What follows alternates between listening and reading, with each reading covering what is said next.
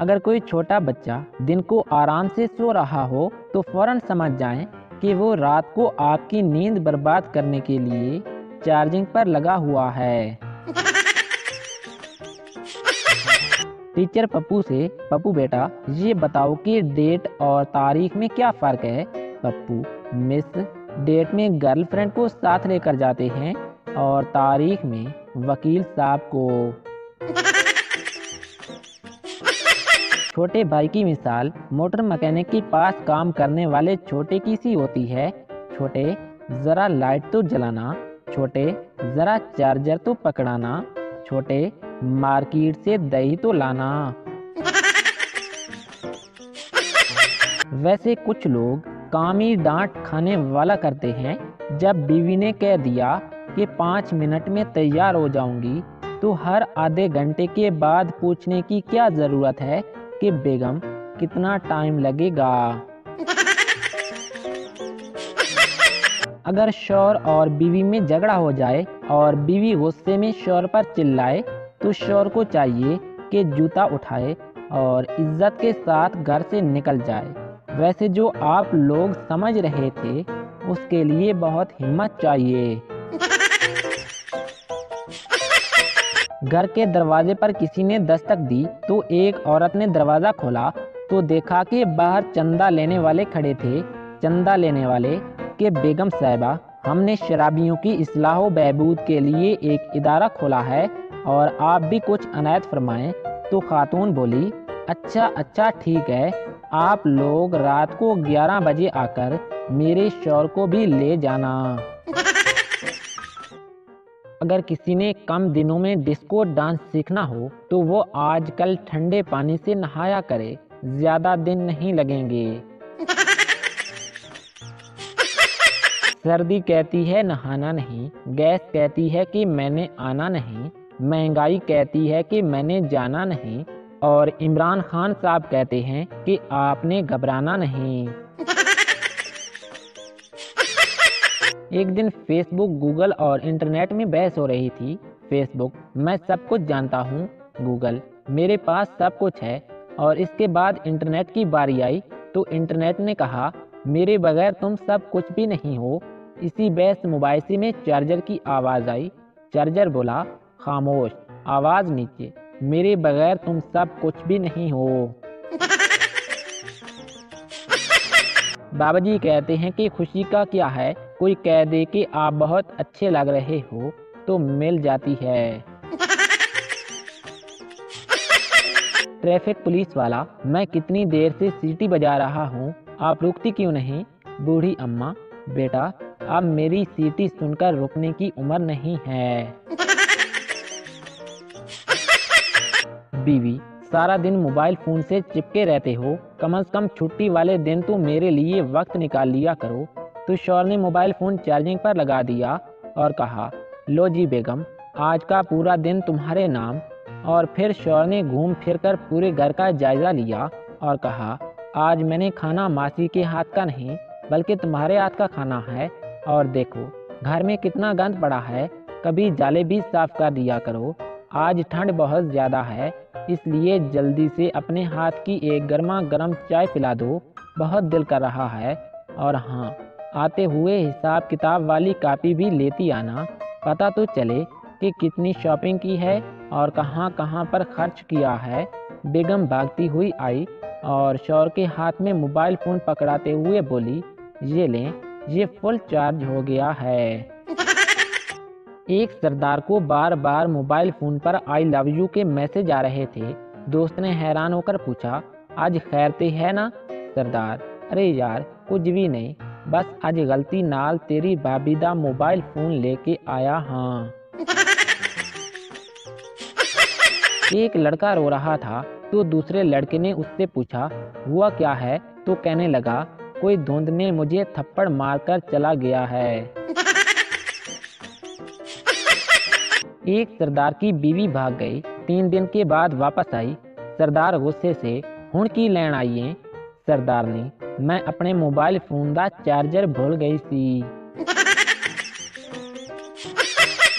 दो आदमी एक कोठी पर गए और साहब से कहा कि एक सियासी लीडर फौत हो गया है और हमने फैसला किया है कि 100 रुपये फी का चंदा जमा करके कफन दफन के अखराजात अदा करेंगे।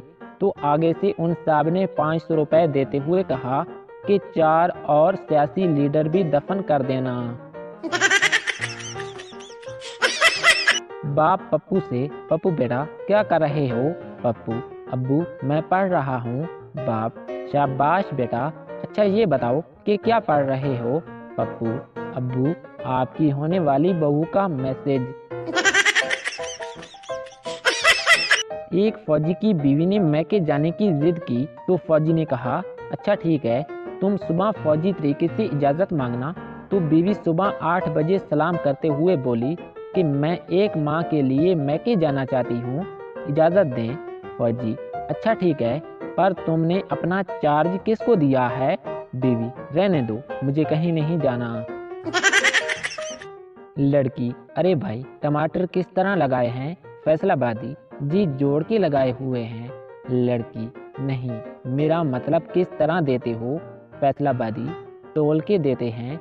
लड़की, अरे आप समझ नहीं रहे हैं, मेरा मतलब है किस तरह बेचते हो? फैसलाबादी, आवाज़ा मार मार के। माँ अपने बच्चों से, बच्चों जो भी मेरी बात मानेगा और मेरे आगे बिल्कुल नहीं बोलेगा मैं उसको टॉफियाँ दूंगी।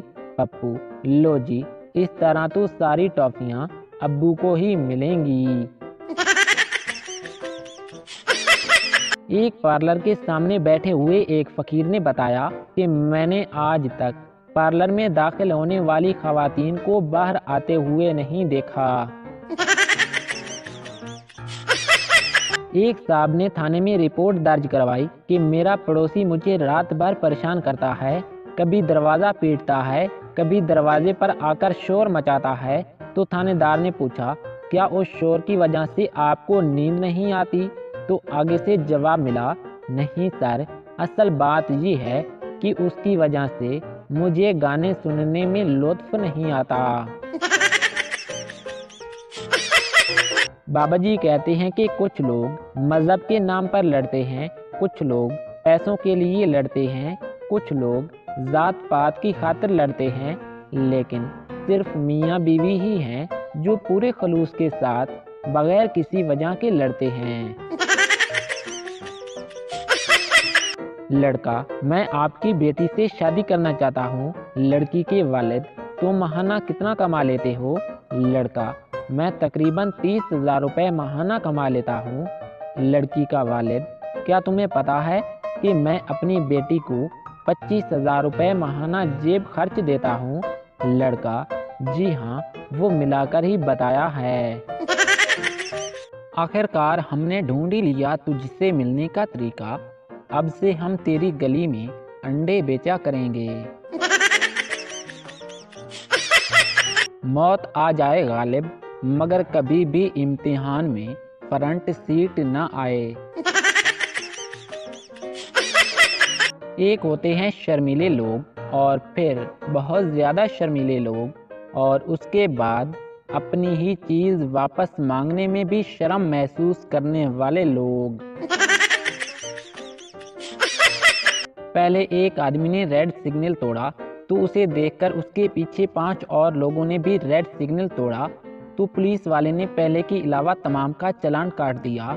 तो बाकियों ने पूछा कि इसे क्यों छोड़ दिया? तो इंस्पेक्टर बोला, ये हमारा ही आदमी है, ये वापस जाएगा, फिर से सिग्नल तोड़ेगा और आपकी तरह 4-5 को दोबारा पकड़वाएगा। हमें भी तो अपने टारगेट पूरे करने होते हैं ना। डॉक्टर सरदार से, सरदार जी कोई बहुत ही पुरानी बीमारी है जो अंदर ही अंदर आपको खा रही है। सरदार, डॉक्टर साहब आहिस्ता बोलें, बाहर ही बैठी हुई है।